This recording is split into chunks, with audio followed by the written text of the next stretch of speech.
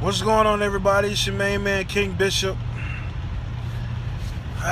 Doing the day 7 owner-operator update, vlog, whatever you want to call it. Once again, man, I want to shout out y'all for being great, man. I appreciate all the comments, all the likes, all the subscribers. If you're new to the channel, hey, man, welcome, man. If you haven't seen yet, if you have a comment or a question, I will answer it. You know, I don't get to them all the same day, but they usually don't sit too long, man. So I appreciate you for coming to subscribe. Shout out to my man Chase and Andrew Jackson. Shout out to my new homeboy, man. We done got real tight over the last week or so, man. Jacoby the Trucker, man. Go look up his channel, man. Jacoby the Trucker. Good information. Another interstate roller.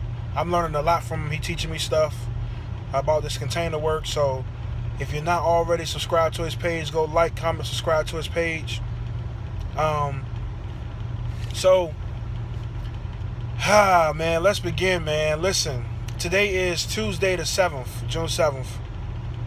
Yesterday, Monday the 6th. So if you watched the video before, I had a load. I was running empty from Jacksonville over to Port Arthur, Texas to pick up a load. It's a hazmat load. My first hazmat load. I didn't know it was hazmat before I took it, but once I found out, I decided to keep it anyway because of the miles and everything. So I took the load Saturday. When I sent the last video out, I had ran about 500 of the 808 miles I had to do. I ran about 275 on Sunday because it was the closest place to park in Orange, Texas to where my pickup was, about 30 miles away. So I sat, most of the day Sunday. Monday morning, my pickup was at 10:30. I got there about 10:10. I got there. They didn't finish loading me until about 2:30, man.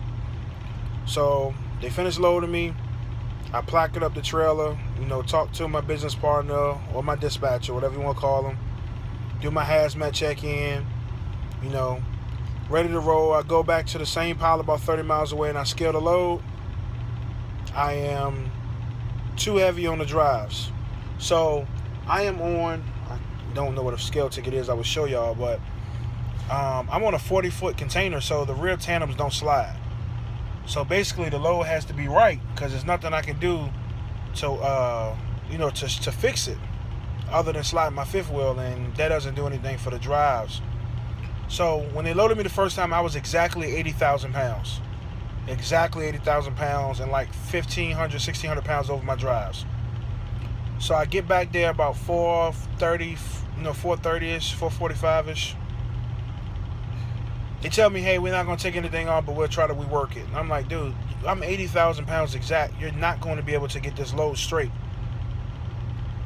The lady who deals with the international coordinators, she won't get it and pull anything off. So they rework it. I go back. The second time around, I am 34,760 pounds on my drives. So now I'm over on my drives. I was 79,900 pounds. So now I'm still over my drives.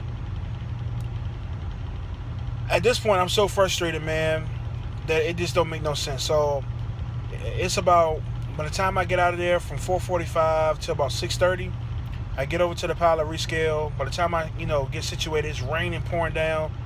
It's about 8 o'clock. So I've been talking back and forth with Interstate, because right at this point I'm pissed, man. They didn't kill my whole driving day. So I end up calling the lady back. She said, well, I just got approved from the customer to come pull something off. If you can get back here by 9 o'clock, we'll pull something off. So I go back. Get in the door about 8:30, 8:30-ish, 8:20-ish. They take something off, do whatever they can do.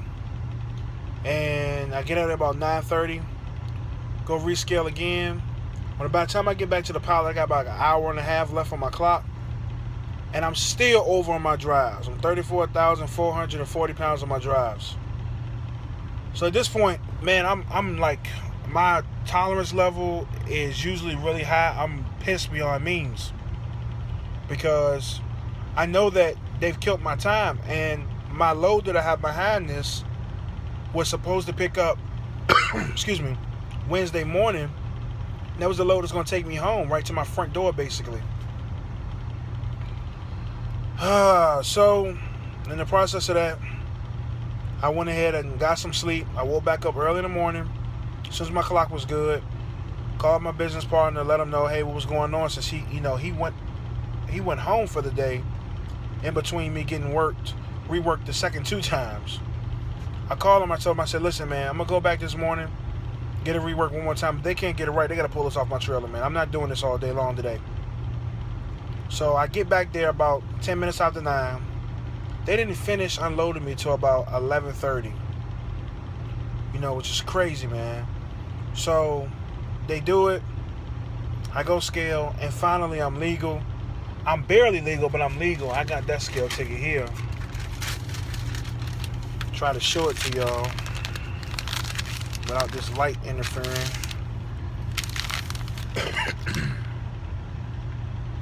If you can see it, I know it's upside down or backwards. I am 11,860 pounds on my steer axle, 33,740 pounds on my drive axle, and 30,380 pounds on my trailer, for a total of 75,980 pounds. And I had roughly about a half a tank of fuel.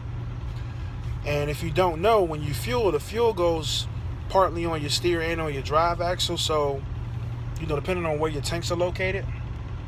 Oh, JB Hunt. Sorry, I'm out here. This pilot, man, this JB Hunt getting mighty close to that truck. Yeah, he ain't gonna make that. What are you trying to do? But what in the world he trying to do? Anyway, so I gotta be careful when I'm fueling, which is one of the reasons why I'm upset, because it's gonna cost me money. So now what I would usually do is I would take my route and find out where I'm going through, and I would go on Fuel Book and I would look up the interstate I'm going to be on, which in this case, because I have a hazmat load, I could run I-10 all the way if I was non-hazmat. Well, that's the way I came here. I-10 the whole way here. From Jacksonville straight to Texas, I was on I-10. You do have a short portion where you got to get on I-12 to go around New Orleans, but you're mostly on I-10. But on this case, because I'm hazmat, I have to go around Mobile, Alabama, because of all the bridges and there's a tunnel. So I would go in on the Fuel Book app, type in Alabama, and put in 65, and it would give me all the fuel prices for all the stores that sell highway diesel. Call them, make sure the price is what I think it is, and find the cheapest price. Fill up, or get 80 gallons or whatever I need to get. But because I can't do that, I have to be careful, and I only can get 40, 50 gallons, maybe 50 or 60 gallons total every time I fuel up, so I'm not gonna be so I don't be overweight. Now the reason why it's important that I'm not overweight this time around, I don't know what this guy is doing, but that's not gonna work. The reason why it's important is I am a hazmat load, which means I have to stop at every scale, regardless of, a lot of these places down here have bypass signs, digital signs on the side of the highway that tell you, hey, bypass. If the scale is open, I have to stop. So I can't mess around and be overweight. Not even a little bit, so I gotta be sure I'm on my P's and Q's. Plus, if you don't know, this is DOT Enforcement Week, and what that means is they will be out and almost double or triple the numbers they normally are inspecting trucks and trailers. This year they're focusing on tires, brakes, and lines. Airlines, brake lines, whatever the lines are, that's what they said they're focusing on. So I don't want to be one of those ones that get inspected, especially since I'm already a rolling billboard with these hazmat stickers on the side of this container. So I'm in for a long haul. Today I got out. I was ready to run, man. I wanted to run so bad. I ended up doing. You're not gonna be able to see it if I put it over there, but I drove for 7 hours and 29 minutes, and then that time I put in 427 miles, which I was getting it, y'all. I was getting it. I wanted to drive more, but the way my time worked out, I could not get to the next pilot. That was actually like 210 miles from here. I couldn't get there, and I needed to take a shower. So, I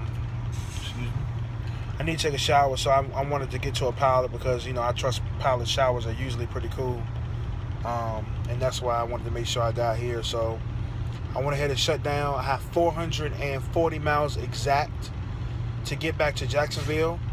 My clock will be good at about 4:30 in the morning. I'll get up about 3:30, 3:45. Go ahead and pre-trip my truck really good. Make sure I'm straight. Check all my tires. Get some air pressures, all that. Make sure my lights are working. Make sure I'm good. Make sure my hazmat stickers are still sticking to the container. Get a little bit of fuel. Get about 50 gallons of fuel. And boogie, so I can get back to Jacksonville ASAP. So that's the plan, man. But yesterday was definitely my worst day so far as an owner-operator, and I mean, it was bad, man. It was bad. I'm a cool, level-headed guy, but man, yesterday, it made me jump out my character a little bit. So, as always, man, I appreciate y'all watching. Please like, comment, subscribe, do all that good stuff, man. Share the video. Where are the lady truckers at, man? I think I have 1 or 2 lady subscribers, man. Where are the ladies at?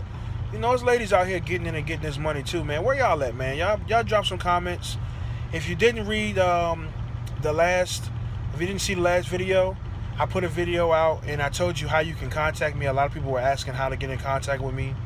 Go to the last video, which is the owner-operator part. Oh no, I think it's the operator part for day 5. So you can go there, or hey man, I might just go ahead and put it in the description box below. And it's kingbishop804@yahoo.com. kingbishop804@yahoo.com. BISHOP. Alright? Hit me up, y'all. Appreciate it as always. God bless y'all. Peace.